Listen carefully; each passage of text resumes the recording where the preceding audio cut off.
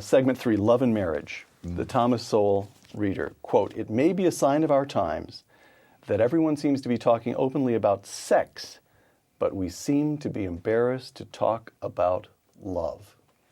Yes. Explain that one for me. Well, I can't quite explain why that situation exists, but I do have some ideas about the consequences of that.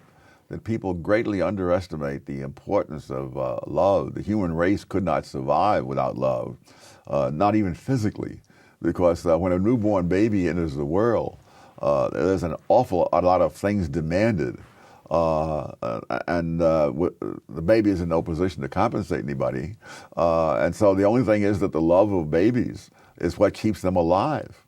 And if the parents are so bad that they don't have that, then the society has backup systems whereby the baby will still be kept alive.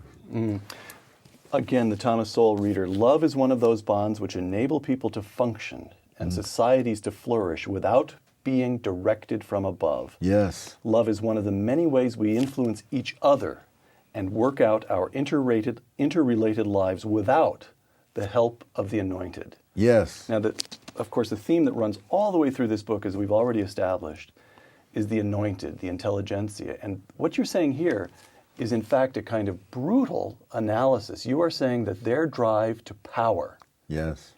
is so extreme that in some way it leads them to smother their own natural instinct toward love and to disregard it in other people. Well, is that fair? Or an overstatement? Love is one of the things that makes it possible for us to live without the anointed telling us what to do. But there are other things, too, that create independence that the anointed are very much annoyed by, ranging from guns to automobiles. That the whole thing, I think I see an answer to Occupy Wall Street. It's Tom Sowell, and we're going to call it Love, Guns, and Automobiles. But go ahead, explain that. That ordinary people leading their own lives. Without any need to seek direction from above, from the anointed, that annoys them. Otherwise, they would be cut out of this loop entirely. All right.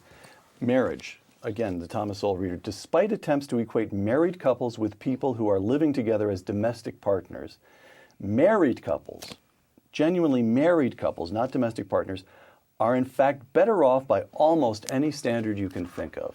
Close quote. Income. People who are married have higher incomes.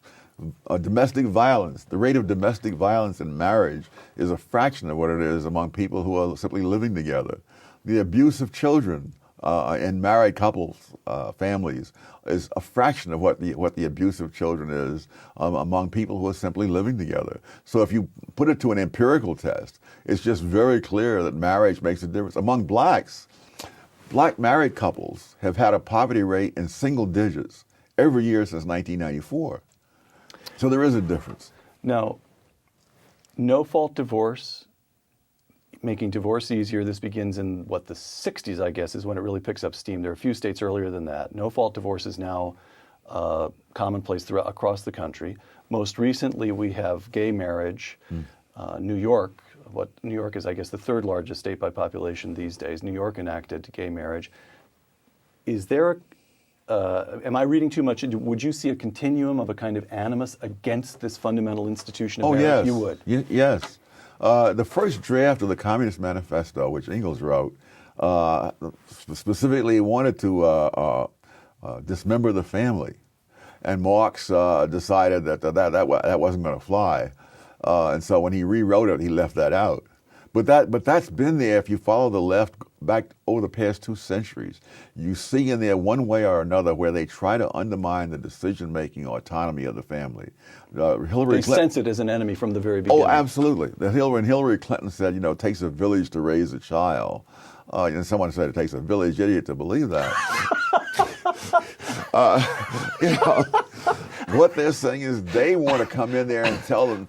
You see, it's part of the whole thing of third parties wanting to make decisions for which they pay no price when they're wrong. You see, when the parent raises the child the wrong way, the parent pays the price when the child goes down the tubes. But these third parties can sit back in their wherever they are, Washington or whatever. And if the things they tell us turn out to be wrong, it doesn't hurt them. For example, before we introduced sex education into the schools in the 60s, the rate of venereal disease had been going down every single year. Teenage pregnancy had been going down every single year.